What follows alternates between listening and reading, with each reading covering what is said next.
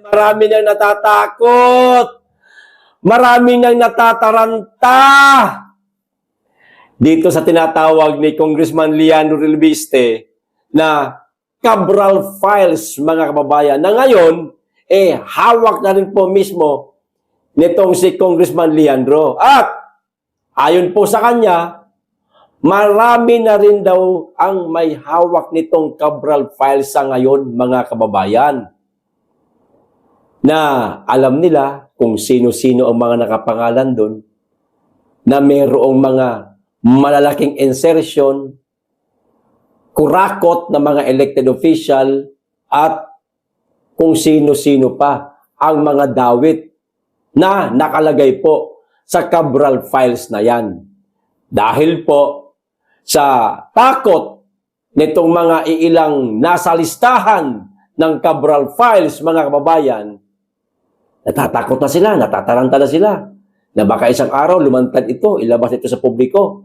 Ngayon pa lang, mga kababayan, ngayon pa lang, pinatatahimik na po nila si Congressman Leandro Relviste.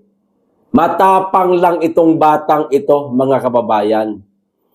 Hindi natatakot. May lakas ng loob talaga na isiwalat kung sino-sino itong mga nakalagay na mga pangalan doon sa Cabral Files. Hindi ho nila kayang mapatahimik si Congressman Leandro Relviste. Ang nakakatakot ho dito, mga kababayan, baka wag naman po sana, baka pati yung kanyang buhay ibawiin pa para lang mapatahimik siya. Kasi mismong si Congressman Leandro Relviste ho may sabi na sinusubukan na di umano siyang patahimikin, mga kababayan. Ganun talaga sa panahon ngayon. Kung sino ang magsasabi ng katotohanan, maglakas loob na isiwalat ang katotohanan, sinusubukang patahimikin yan. Ngayon, kapag hindi nila makuha sa santong dasalan, baka idaan po nila sa santong paspasan, mga kababayan. Kaya kung ako kay Congressman Leandro Relviste at sino pa mang may hawak nitong Cabral Files na ito, sabay-sabay nilang ilabas para lingon sa kanan, lingon sa kaliwa itong mga kawatan ng mga elected official. Hindi nila malaman kung anong gagawing pagsalag ang gagawin nila. Di po ba? O eto ho, mga kababayan, ang pagpapatahimik kay Congressman Leandro Relviste, mga kababayan. Post niya po ito mula sa kanyang social media account. O simulan ko na pong basahin. Pero bago po ang lahat, makikisuyo po sa mga hindi pa po nakasubscribe. Baka naman. At click na rin po ang notification bell para updated sa lahat ng upload at huwag niyo pong kalimutan. Paki-like at paki-share po itong video natin na ito, mga kababayan. Napaka-importante po nito. Kasi parang naglalaro na po itong mga nasa listahan ng Cabral Files para meron na naman silang patahimikin. Hindi natin alam kung sa papaanong paraan nila patatahimikin itong may hawak nitong Cabral Files nga. O ito na ho, ang sabi ni Congressman Leandro Relviste. Sa halip, nasubukan ninyo akong patahimikin. Maliwanag? Sinusubukan na siyang patahimikin. Kayo na mismo ang maglabas ng listahan ni Yumaong Yuse Cabral. Mayroon bang mga pangalan doon na nais ninyong itago? Nako. Kaya pala ayaw ilabas. Mga kababayan, na kung sino man talaga ang may karapat-dapat na maglabas dapat nito, hindi si Congressman Leandro Relviste. Naglalakas loob lang itong batang ito. Kung sino ang mas may karapatan na maglabas nitong Cabral Files na ito, natatakot. Kaya pala, no? Hindi nila mailabas-labas dahil maraming pangalan talaga, mga kababayan, ang masasagasaan at nais nilang itago. Maaring tugma po, mga kababayan, yung mga sinasabi ni Congressman Saldico. O, ito pa. Yung may 8 billion, naku po. Sasabihin ko sa publiko kung may binura kayong pangalan sa listahan. Yan. Halimbawa, merong isang araw, no? Isang araw, ilalabas nila ang Cabral files, pero incomplete. Kulang-kulang ang mga pangalan na nasa listahan. Isa sa publiko na rin daw po ni Congressman Leandro kung sino-sino yung mga missing na pangalan sa listahan. O ganyan kalakas ang loob nitong batang ito. Ayos to. At karapatan naman talaga ng bawat Pilipinong malaman kung sino-sino yung nasa listahan. O nasa Cabral files na mga pangalan. Di ba? Kung ayaw ninyong isa publiko, ipaliwanag ninyo bakit. Yan ang hamon ni Congressman Leandro Leviste, mga kababayan, dito sa tinatawag niyang ninyo. Sino ba yung ninyo na tinutukoy dyan ni Congressman Leandro Leviste, mga kababayan? Sa palagay ho ninyo, sino yung ninyo na tinutukoy o binabanggit lagi ni Congressman Leandro? Paki-comment na lang po. Alam ko pong kilalang-kilala ho ninyo. Isa yan maaari sa mga pinangalanan ni Congressman Saldico. Paki-comment. Ito ang paraan ng pagpapatahimik kay Congressman Leandro Leviste, mga kababayan. Di ba kanina, sa unang binasa natin, sabi niya, meron di umano mga nagtatangka na patahimikin siya. O ito po, ang paraan nila para manahimik itong bagitong kongresista. May nagtangkang mangsuhol. Ayun, suhol. Suhol, bayad. Ang pagtatangka di umano pagpapatahimik kay Congressman Leandro. Isiniwalat ni Batangas 1st District Representative Leandro Leviste na mayroon umanong nagtangkang manuhol sa kanya kapalit ng kanyang pananahimik sa issue ng budget ng Department of Public Works and Highways, mga kababayan. Kailan nangyari? No? Kailan nangyari? Malalaman niyo po ngayon, mga kababayan, kung kailan nangyari etong panunuhol di umano dito kay Congressman Leandro Leviste.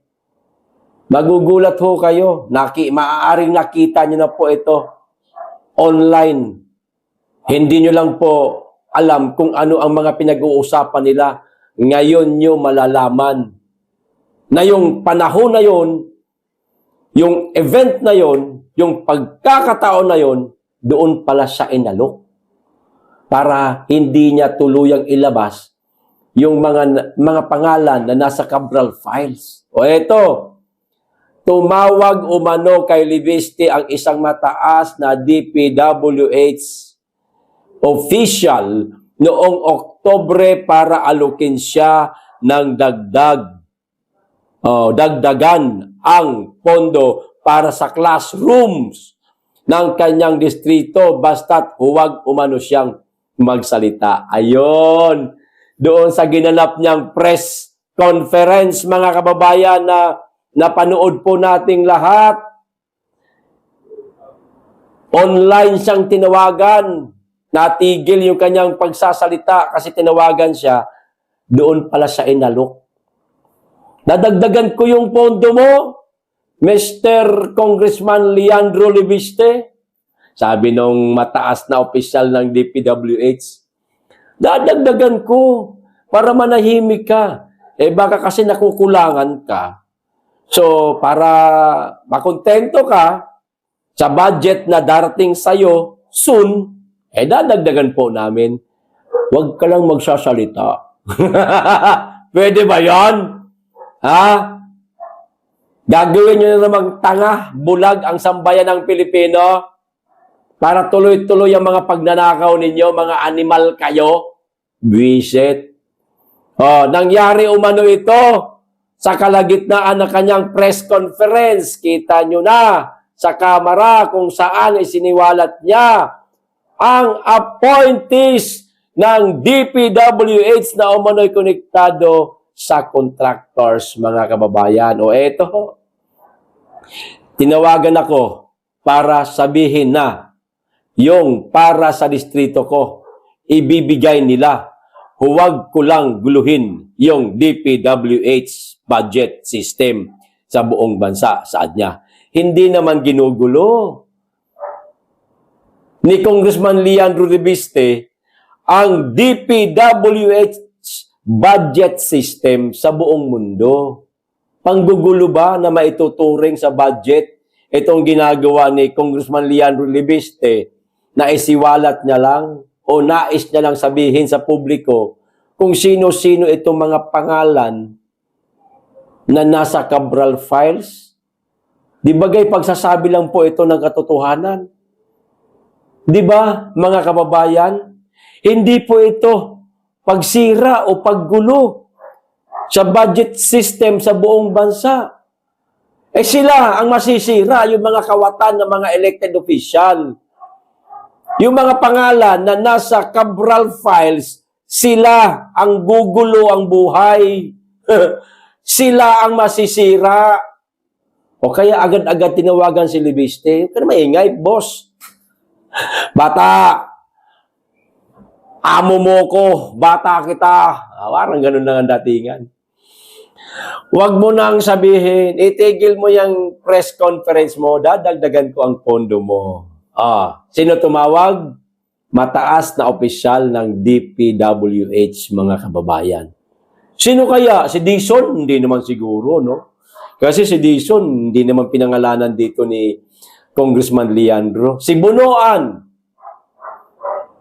palagay ko, hindi rin. Kasi hindi naman pinangalanan din ni Congressman Leandro Reviste, mga kababayan.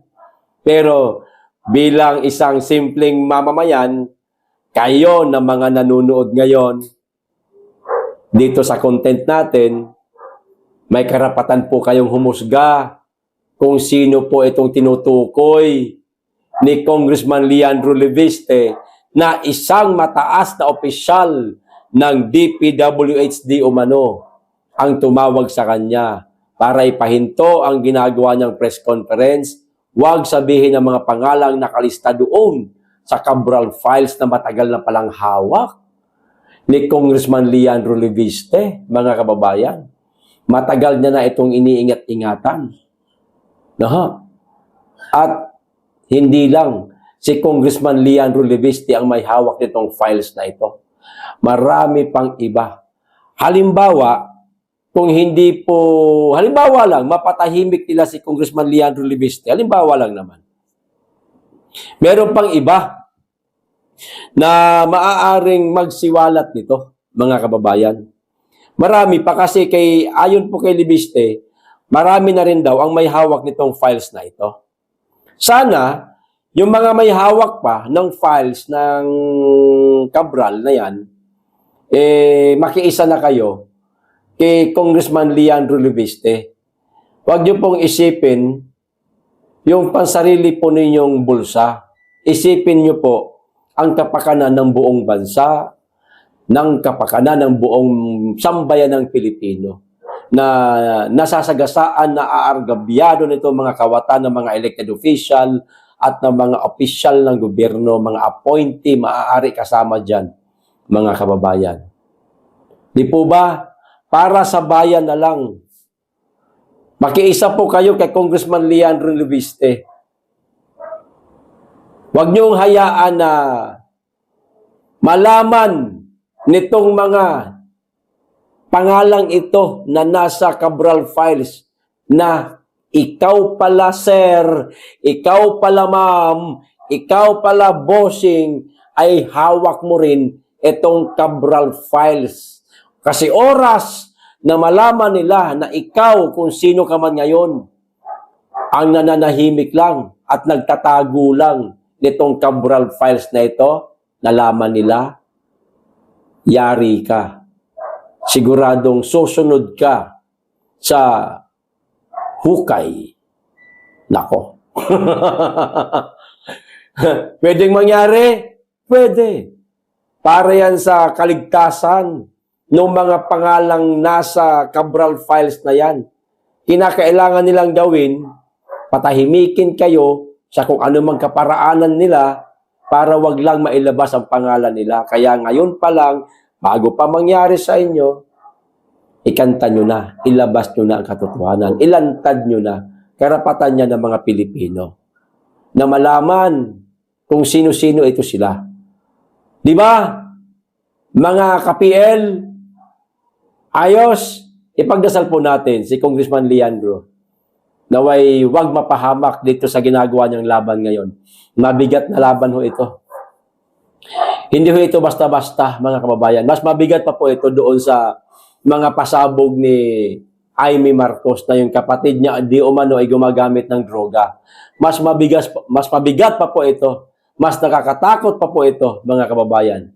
Kaya tulungan natin si Congressman Leandro, hindi man sa pagsuporta habang nasa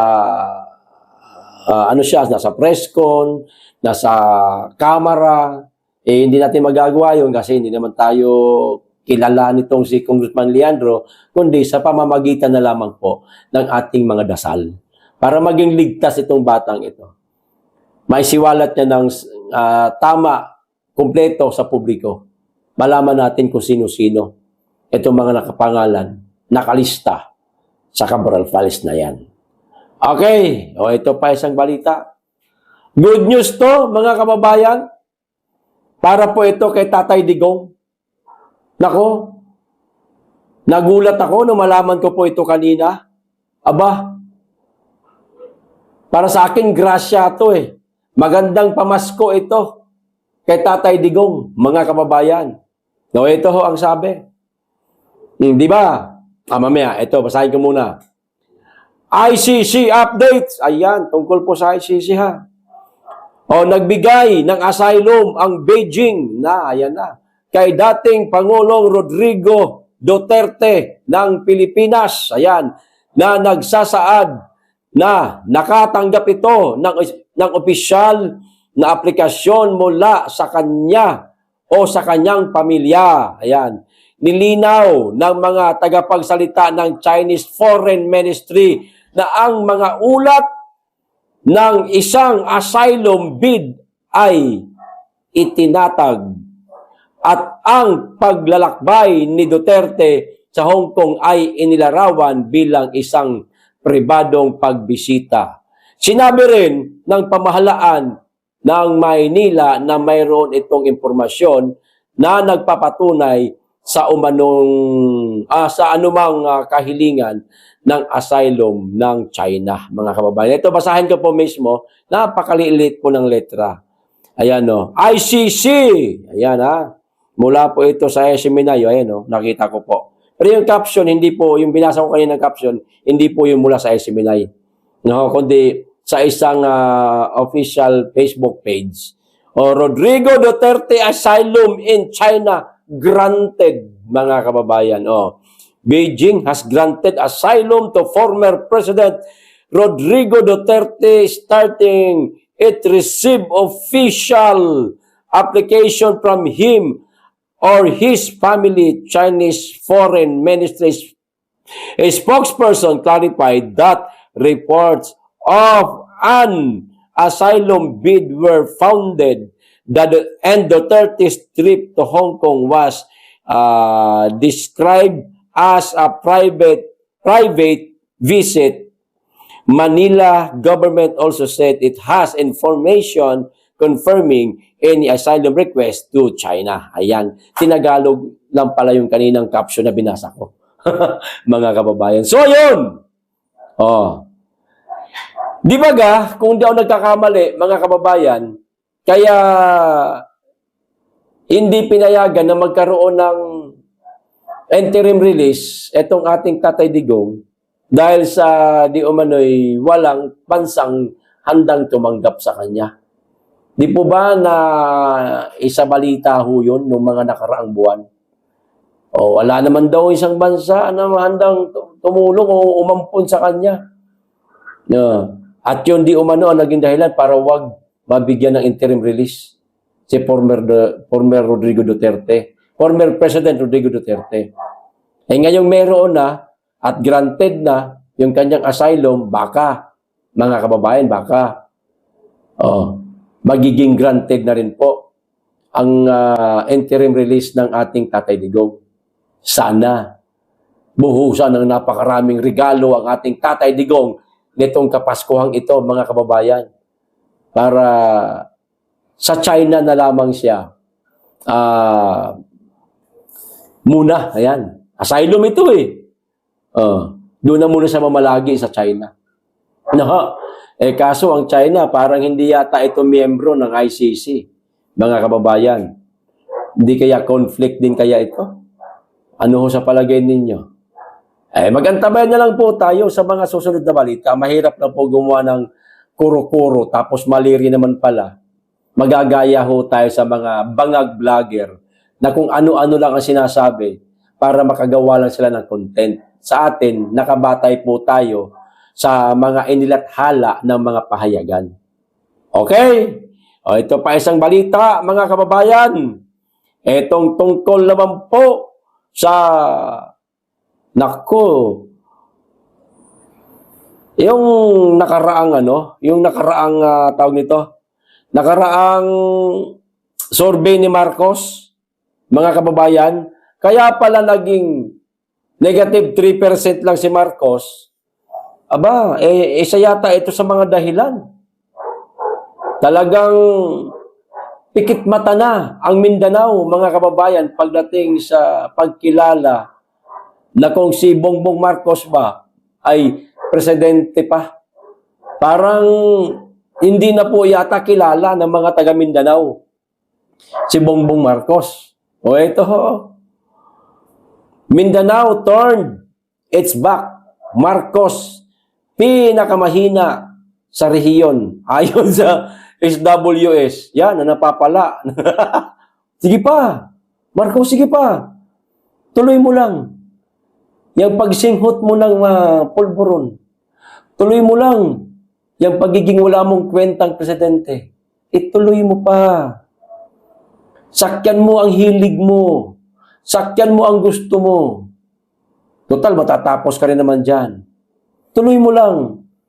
Baka sa susunod na survey, lagapak ka na talaga. 0. Posibleng mangyari yan sa'yo, Mr. President. Bumagsak sa 38% ang public trust kay Pangulong Ferdinand Bongbong Marcos Jr. batay sa pinakahuling 4th quarter 2025 survey ng Social Weather Stations o SWS na isinagawa noong Nobyembre 24 hanggang 30 sa 1,200 adult respondents sa buong bansa. Ito pa, ayon sa resulta, 41% ng mga Pilipino ang nagpahayag ng pagbabang tiwala, kita nyo na, sa Pangulo dahilan upang ang kanyang net trust ratings ay umabot sa negative 3%. Isang numerong mas mababa kumpara sa mga nakaraang quarter, mga kababayan. Mindanao po ito ha. Ito, mga kababayan ko ito, mga Mindanaoan ito. Ayaw na nila kay Marcos, wala na silang tiwala. Kaya nga, itong mga taong ito, kagaya natin, na mga hindi na nagtitiwala sa presidente, yung salitang presidente, ano na lang yan, tawag nito, titulo na lang yan kay Marcos na walang silbi. Totoo naman talaga. Siya naman ang presidente ngayon ng Pilipinas. Ibinoto siya eh. Pero, titulo na lang yan na inutil, walang silbi, mga kababayan. Kasi, hindi niya po nagagampanan ang kanyang pagka-presidente. Hindi maiaalis yan. Yung titulo na yan na presidente siya, ayaw man natin, hindi ho pwedeng alisin yung titulo na yan. Nasa kanya na ngayon yan. Kasi ibinoto natin siya na budol tayo. Visit na yan. Pero, yung tiwala natin sa presidente, wala na. Suporta natin sa presidente, wala na. Karapatan ba natin hindi na sumuporta sa kanya? Yes po, karapatan po. Wala pong pinagkaiba ito. Sa nagdaang election 2022, lumapit siya sa atin para iboto natin siya. Pwede tayong sumang-ayon, pwede rin tayong hindi sumang-ayon. Kasi nga, dahil katandim niya, si BP Inday Sara, sumang-ayon tayo. Dahil sa buong akala natin, kung ano ang magiging kagustuhan ni BP Inday Sara na pamamalakad na gagawin niya o pagserbisyo sa ating bansa at sa ating mga kababayan, ganun din ang gagawin ni Marcos. Hindi naman pala. Malayong malayo po sa mga inaakala natin. Dahil yun din naman ang pangako niya. Yun ang akala natin, yun ang inaasahan natin, kasi yun ang pangako niya. Pero malayo ho, hindi natupad. Sa madaling salita, maraming nadismaya, maraming nabudol. Di po ba? Sa kabilang banda, mas malakas ang naging performance ni Vice President Sara Duterte na nagtala ng 56% trust rating habang 26% lamang ang nagulat ng mababang tiwala na nagbigay sa kanya ng plus 31% net trust score malayo sa kuha o nakuha ni Marcos. Batay sa region breakdown na lumabas sa media report, pinakamahina ang trust rating ng Pangulo sa Mindanao. Boom! Habang patuloy na nangunguna si Duterte sa lahat ng rehiyon. Bang! Lahat ng rehiyon. Partikular na sa Mindanao kung saan nananatili siyang dominanteng personalidad sa politika.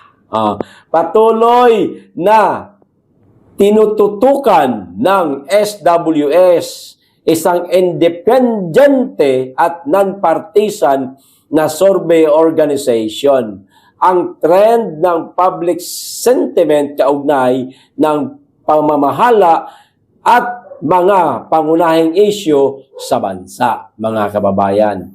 Wala na tayong ibang papakinggan na mga survey firm, mga kababayan, kundi itong SWS. Kasi independente ito, mga kababayan, non-partisan pati. No? Hindi po ito nakukuha sa bayad. Hindi po katulad ng ibang mga survey firm, mga kababayan, wala akong tinutukoy na nababayaran ng malaking halaga para magsagawa sila ng survey pabor doon sa mga nagbabayad sa kanila. Kaso mga Duterte, hindi ho ganun Hindi po nagbabayad ang mga Duterte sa isang survey firm para pagandahin, pabanguhin ang imahe nila sa ating mga kababayan nila. Kundi talagang totoong serbisyo. Sa serbisyong mabuti na mayroong pakinabang ang taong bayan, doon bumango ang pangalang mga Duterte. Serbisyong totoo. Ika nga. Walang kinikilingan. Walang... wag na. Baka sa kabila yun. Wag natin magitin yun. Doon bumango ang pangalan ng mga Duterte. Kay Marcos naman po, bumaho ang kanyang pangalan dahil sa mga anomalyang nangyayari ngayon sa ating bansa. Mga pangako niyang hindi natupad.